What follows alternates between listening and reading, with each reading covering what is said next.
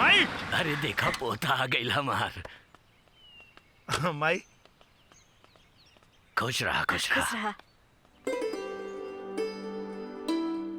माई आ गई महारथी। ये सब करे खातिर तू शहर जाला का भाई? अरे विजय प्रणाम। खुश रहा। आ गेला बेटा?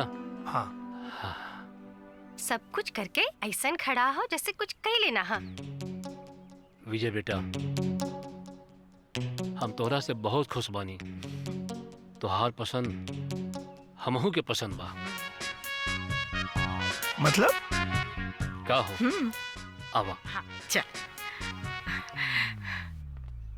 का बोल दे लोग के? महाराज हम कुछ नहीं के बोलनी यार, तू फालतू में शक करता रहा का भैया नैना तू हमरा से बताइए। काहे छुपावला? अच्छा हमके लगल तू सबके सरप्राइज देल जात रहा है ना? आए कैसन सरप्राइज? अरे क्यों कुछ बताई हमके? जाके उन्हीं से पूछ ला। कैसे पूछ ली? अरे उकर पूछा जेकर तू यहाँ भेजले। हाँ ज्यादा भोला बने के नाटक मत करा। कोनो फायदा नहीं के। तहार चोरी पकड़ल गइल बा। ओले मेरे भोले भाले भैया। अमेरिका जाते और वजह से लौटला के बाद हम तहार घर आई, पर कब आई ये हम तहरा के ना बताई। आके तहरा के और तहार परिवार के सरप्राइज दे। बाहर कंचन इतना जल्दी सरप्राइज दे दे लो? कहाँ भैया? अंदर रूम में बाड़ी। दादाजी जौना स्पीड में एक्साइटेड होके अंदर गई हूँ, अगर तो कुछ गड़बड़ हो गई तब? अरे कुछ गड़बड़ ना हुई। वो हमार पोता बा। ई घर के चश्मो चिराग बाबू। तोहार पोता बा, घर का चश्मो चिराग बा, तो हम का बुझल फ्यूज बला भाई। हमार कोनो इमोशन नहीं के। एगो बात बतावा, वो हमसे छोट होके इतना आगे निकल गई और हम बड़ होके कुंवारे रह गए नी। सुना, ई जौन गुब्बारा नियन रोज फूला था ना, हाँ। एकर हवा निकाला पहले। यही कारण तोहार बियाह नहीं के होत। अच्छा हाँ मैंने ब्याह खातिर पेट कम करे के पड़ी। हाँ। हे भगवान। अरे बहुत अच्छा कहलू जान जे तू यहाँ आ गेलू। I love you, I love you, I love you. अरे हम कंचन नहीं की छोड़। यहाँ कहाँ से आ गई? अरे तू यहाँ क्या करता रू? तू ए जगह करे ताड़ा। अरे हमार घर है, हम क्या करता नहीं? होने गुमा। Sorry sorry sorry.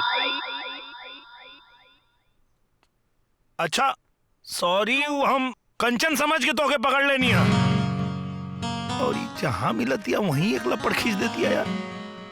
जब से हम एजा आइल बानी सब हमके कंचन समझ रहल बा। अच्छा तो आगे सब कंचन समझ रहल बा, तू कंचन बन के बैठ गेलू।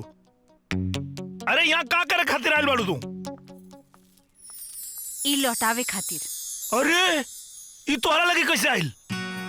पूरा कहानी तो यही खातिर शुरू भइल।